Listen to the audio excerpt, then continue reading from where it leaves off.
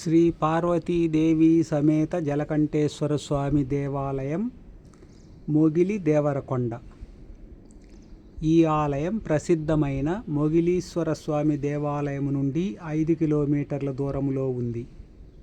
పార్వతీదేవి వారు మొగిలీశ్వర స్వామి వారిపై అలిగి దేవరకొండలో వెలిసిందని ప్రతీతి. ఈ కొండను బోడి దేవరకొండని, విభూతి కొండని పిలుస్తారు. కాగా ఇక్కడ కొండ గుహలో జలములో ఒక లింగము లభించగా స్వామివారిని జలకంఠేశ్వర స్వామివారిగా పిలిచారు.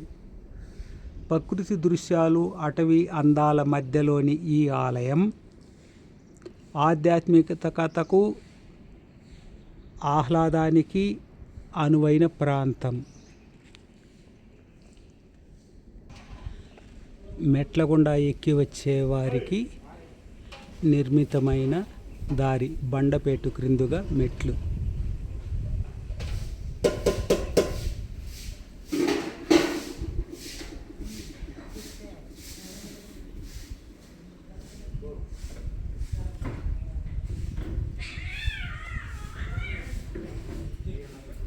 నాగదేవతలు,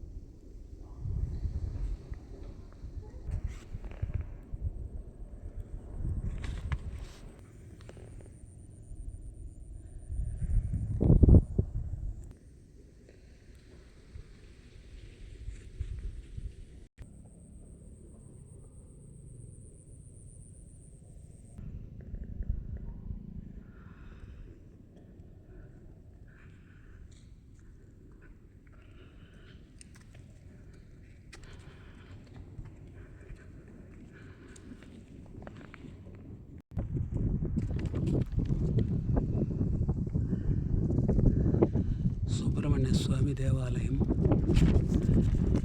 పూర్వకాలం నాటి గుడి, పూర్వకాలం నాటి దేవస్తంభం దేవరకొండపై.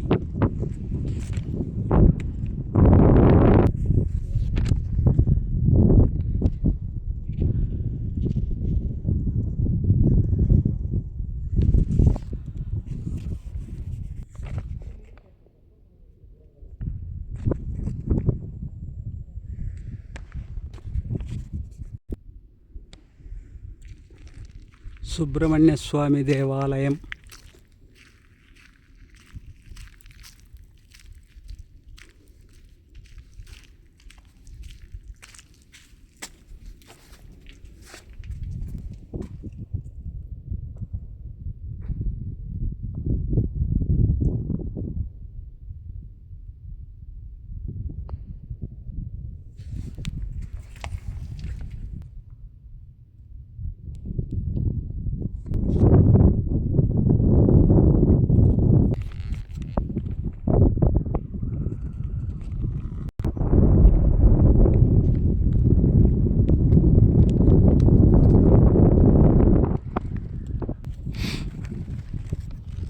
పూర్వకాలము నాటి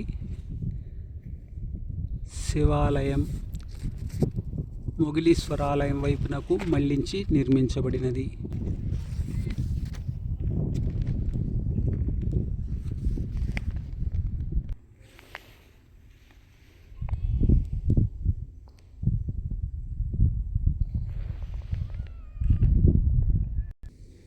కొండపై సుబ్రహ్మణ్య స్వామి దేవాలయంలో ఆడి కృత్తికకు కావడులు చెల్లుతాయి. కొండపై గుడిలో ఆడి కృత్తికకు కావడులు చెల్లుతాయి. ఈ పార్వతీదేవి ఆలయం కూడా మొగిలీశ్వర ఆలయంతో పాటే కొండగవిలో వెలసినది. కొండగవిలో పార్వతీదేవి, జలకంఠేశ్వర స్వామి వారు పూజలు అందుకుంటున్నారు.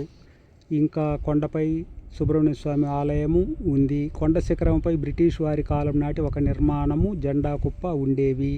ఈ కొండ చుట్టూ అడవిలో కొన్ని గ్రామాలు శిథిలమైపోయినవి. పశ్చిమాన ఒక గ్రామ ప్రాంతంలో అడవిలో ఒక కోనేరు, కోట, ఇతర ఆలయ శిథిలాలు ఉన్నాయి.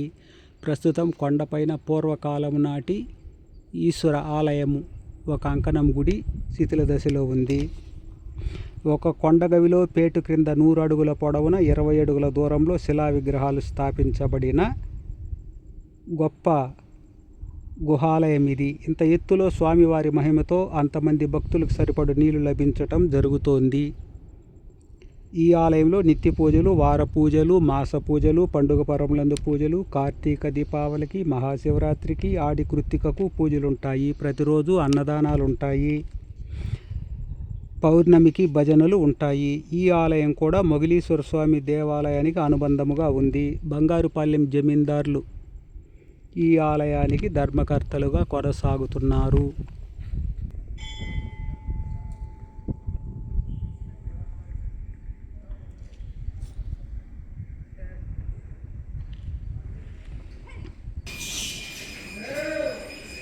నీళ్ళున్న గుహ,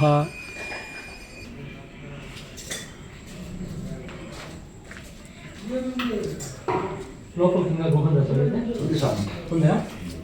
చాలా లోపల